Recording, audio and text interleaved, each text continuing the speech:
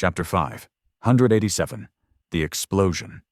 Just a moment before the patient Avenger detonated, Sonny fell backward and dove into the shadow cast by a wide stone pillar. He noticed a hint of surprise in Pierce's eyes, and in the next second, everything was suddenly drowned by blinding white light. The sound came next, a thunderous roar that would have probably destroyed his ears if he had not turned into a shadow. Then, the shock wave arrived, obliterating the pillar and turning it into a mass of flying rubble. Sonny's shelter was destroyed, and he was thrown back into the corporeal world. Just in time to be engulfed by a terrifying, immolating flame. Luckily, he had summoned the memory of fire at the very start of the fight. Protected by its enchantment and by the undying chain, Sonny had withstood the terrifying heat. His eyes were tightly shut, and so only his eyelids were singed. The explosion had turned out to be much more powerful than he had expected. Damnation! The hall was completely decimated. The pillars supporting its ceiling had been destroyed, and its walls had cracked, some sections crumbling completely. The bodies of the murdered lost were practically erased from existence, and everything was obscured by a cloud of stone dust mixed with thin crimson mist, which had appeared after the pool of blood had evaporated. In all this mayhem, Sonny was able to sense a few familiar shapes. The serpent had merged with the shadows before the explosion had hit, too, so it was unharmed. Saint, however, was not as lucky. Her entire left arm had been torn off at the shoulder, the onyx armor mangled and revealing scorched alabaster skin. Fine ruby dust was flowing from the terrible wound, falling to the floor like a stream of a morbid hourglass, as if counting off how long she had left to live. That was the result of augmenting and overloading an ascended memory. Even the wielder was not safe from the consequences, as it turned out. Sonny's mouth twitched, and he immediately dismissed the taciturn knight, then called back his third shadow. In the short moment before it reached him and wrapped itself around his body, he managed to sense the rest of the devastated hall. The echoes seemed to be obliterated. Wealthe was kneeling at a distance, shaken and superficially wounded, but still alive. Mordred was sprawled on the floor, seemingly thrown out of his invisibility. Only Pierce was still on his feet, as if not affected by the explosion at all. His armor was battered and scorched, wisps of smoke rising from the cracks, but the master himself appeared unperturbed. In fact, his murderous intensity only grew more suffocating.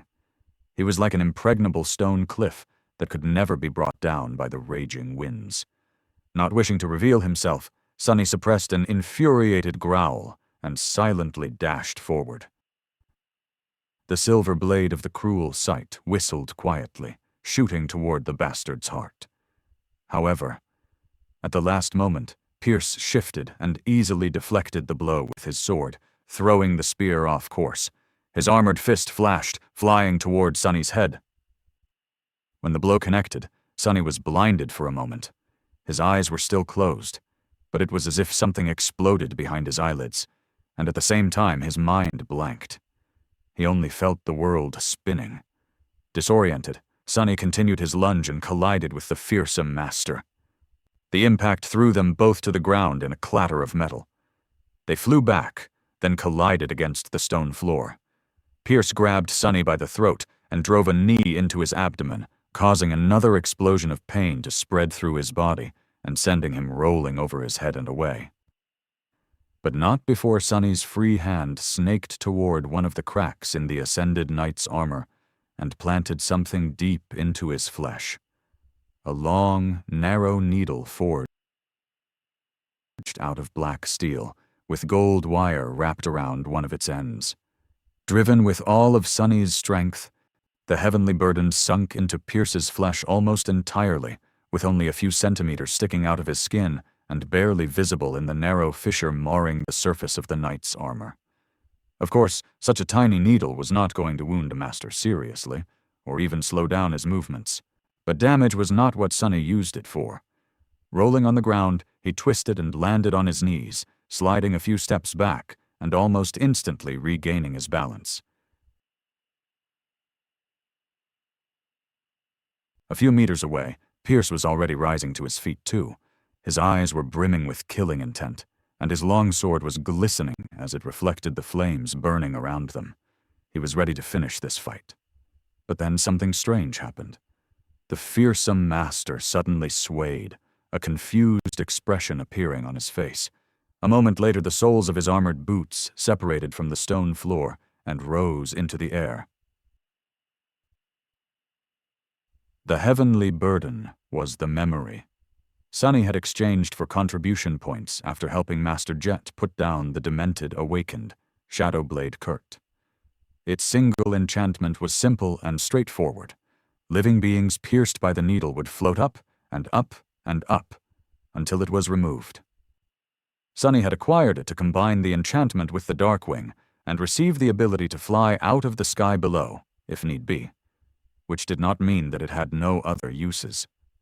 Pierce was rising into the air, his feet already a full meter above the floor. His initial confusion was gone, and he swiftly looked down, at the tip of the needle buried in his flesh. The master's hand shot toward it, but the fingers of his armored gauntlet were too thick and clumsy to dig the needle out on the first try. Sunny had no doubt that he would manage soon.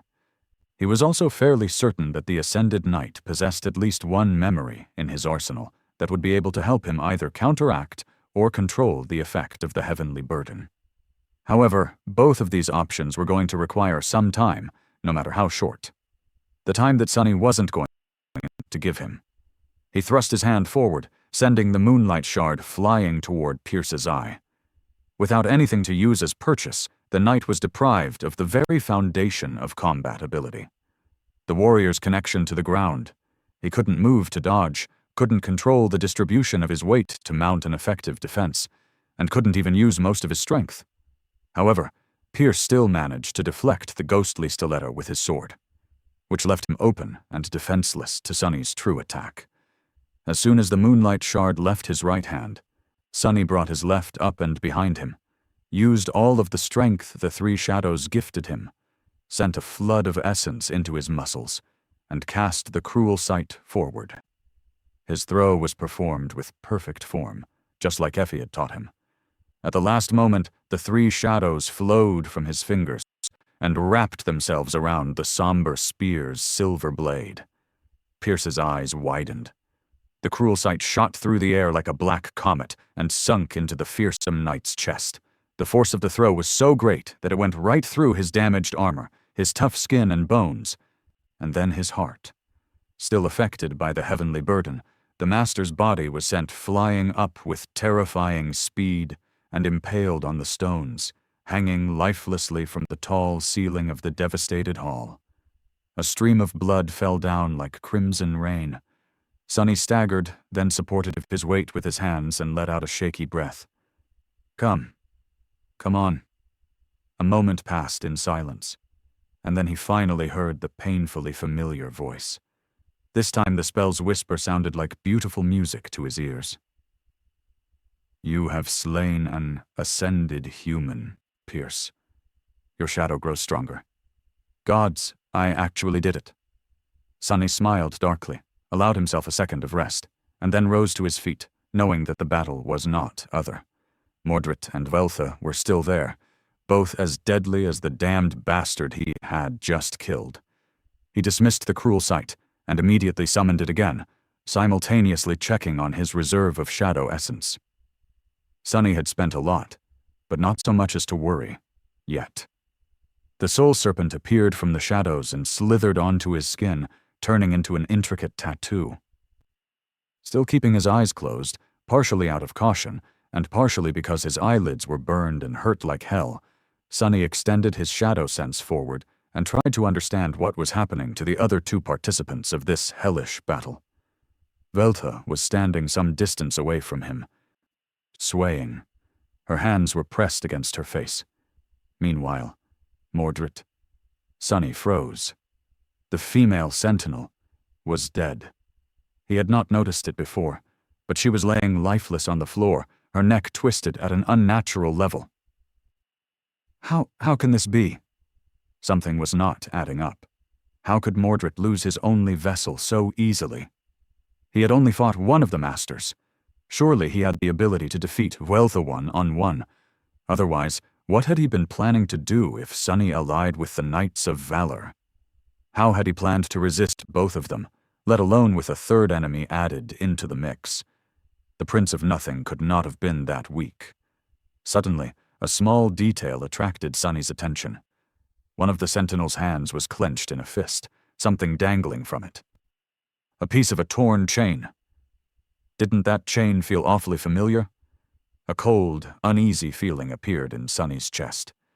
He turned his head slightly and concentrated on the last survivor of the Valor forces, searching for... Wealtha suddenly laughed. Her voice sounded strange and different, and her amulet. The anvil amulet was gone. The master lowered her hands and smiled.